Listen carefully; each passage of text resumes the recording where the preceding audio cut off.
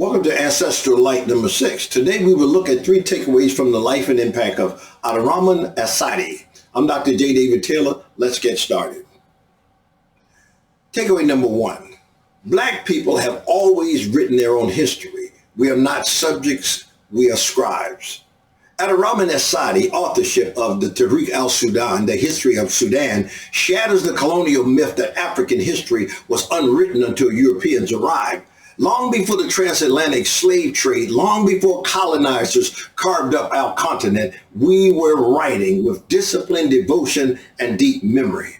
As-Saadi's Tariq al-Sudan, completed in 1655, is one of the earliest comprehensive African authored texts that documents the rise and fall of major Western African empires such as Mali and Songhai. It contains genealogies, religious insights, and political analysis from an African perspective, rooted in the souls of Sahel and the scholarship of Timbuktu.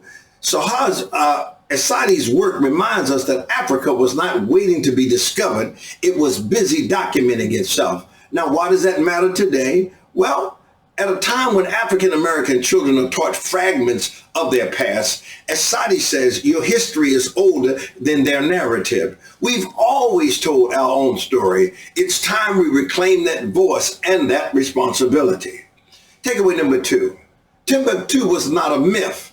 It was a black center of global knowledge. As-Saadi lived and worked and wrote in Timbuktu, a city that for centuries was the intellectual lighthouse of Black Africa.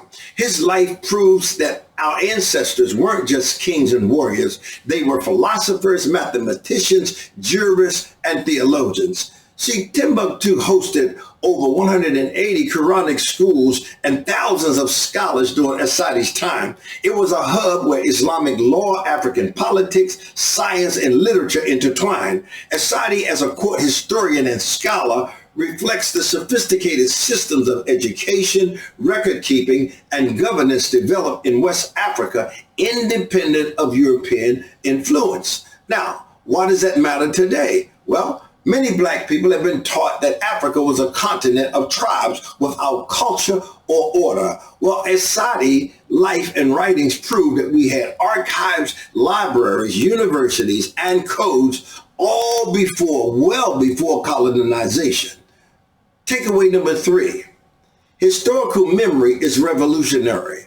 To know who you were is to reclaim who you are. Now, as-Saadi understood the spiritual and political power of remembrance. By preserving the story of African leaders, laws, victories, and betrayals, he didn't just write history, he wrote resistance. He refused to let our legacy be erased or rewritten by outsiders. See, as-Saadi chronicles were not neutral. It speaks from within the worldview of the people. He names names, he details events, he presents African leadership not as primitive, but as principles. As historian Robinson said in 1983, he explains that reclaiming African epistemology is an act of rebellion against Western hegemony. Now, see, why does that matter today? Well, for every black child who's told their history started with slavery, as-Saadi answered, your story begins with greatness. Every time we remember, reclaim, and retell our past, we engage in holy warfare against erasure. So before Shakespeare wrote his first sonnet, we were writing in Timbuktu. Before Columbus sailed the ocean blue, we were writing our laws, our literatures, and our legacies. And one man, al-Rahman as-Saadi, made sure the world would never forget it. We've been told that Africa was dark until Europe brought it light. We've been told that black people had no history until we were captured. But I came to tell you those are lies. We were writing while the world slept. We were chronicling kingdoms before they even knew we existed. And al-Rahman as-Saadi, he was one of the greatest memory keepers. See, the tragedy today is not just that others have rewritten our story.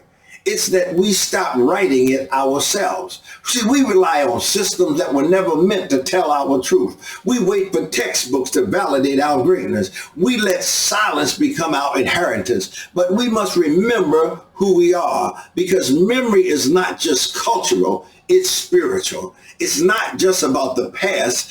It's the path to the future.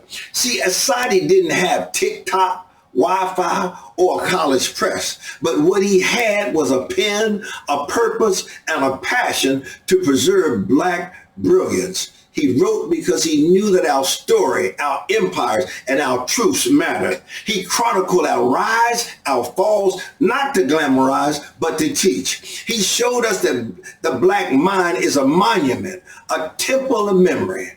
We don't need permission to tell our story. We are the story. So what does this mean to us?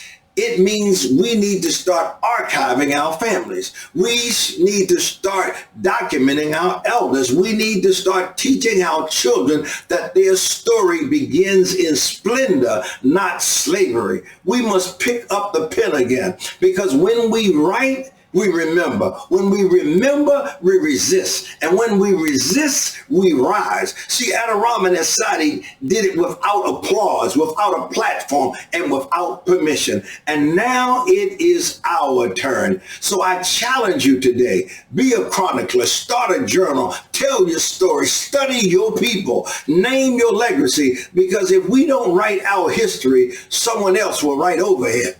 Don't just quote Asadi, be Asadi. Write, remember, and rise. Write, remember, and rise. See, we were always writing, and now it's time to pick up the pen again. Well, my time is up. I'm Dr. J. David Taylor, and I will see you next time.